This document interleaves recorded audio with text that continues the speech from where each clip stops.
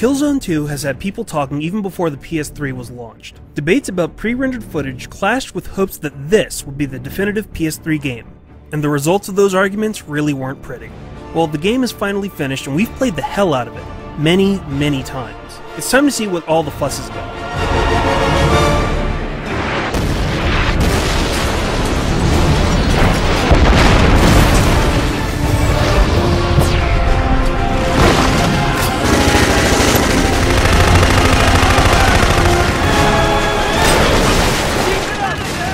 Killzone 2 continues the story from the first game and, more notably, Killzone Liberation.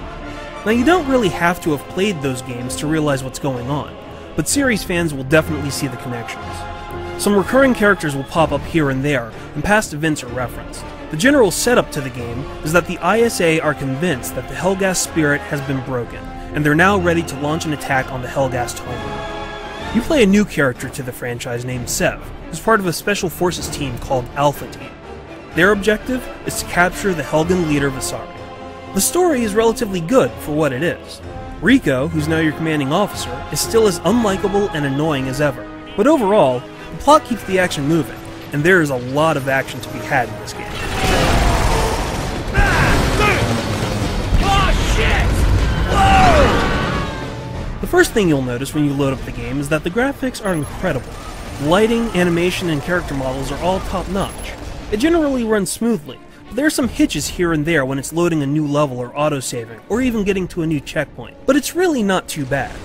There are also some annoying low-res shadows and textures, and some weak effects.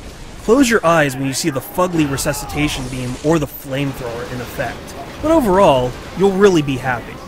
We all knew that it would look good, but the best thing is how the graphics add to the atmosphere. There's a real sense that this is a large-scale conflict. Grenades are going off everywhere, hundreds of bullets are flying around, guys are catching on fire or blowing up.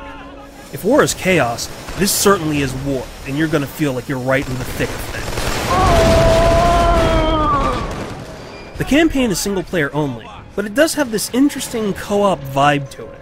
You'll always be fighting with a squad mate or a group of other guys. Luckily, the AI is intelligent enough. They'll cover you and they'll go after enemies that you probably haven't seen. Other times, they'll get in your way and you'll have to elbow them in the head to move on. The gameplay is solid. There's a cover system that's relatively intelligent. You stick to objects and you can line up shots or cook grenades from safety. There's also much variety through the whole campaign mode. You'll be going from giant battles, to ambushes, to choke points, to more vehicle-based levels. Now, I actually wish that some of the vehicle and turret levels were longer, because they're great moments where you really feel like you affect the flow of the entire battle. But overall, the single player is a great campaign for the entire 8 to 10 hours it'll take you to complete. So what about multiplayer? In a word, awesome.